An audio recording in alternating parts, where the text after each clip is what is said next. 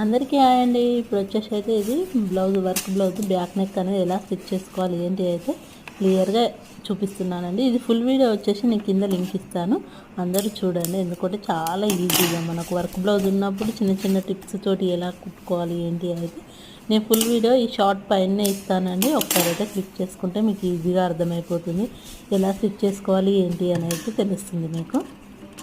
చూడండి, ఇలా కుట్టుకునేటప్పుడు అయితే సింగిల్ పాదం అయితే పెట్టుకోవాలండి. ఇలా నేను ఇప్పుడు నార్మల్ పాదం ఉంటే తీసి సింగిల్ పాదం అయితే పెట్టుకున్నాను, చూసారు కదా. ఈ విధంగా మనకి ఈజీగా వర్క్ బ్లౌజ్ అనేది కుట్టేసుకోవచ్చు అండి. సింగిల్ పాదం ఉండడం వల్ల మనకు పూసలు లాంటివి ఏవైనా సరే ఉన్నప్పుడు మనకు అడ్డు రాకుండా ఉంటాయండి నీట్గా.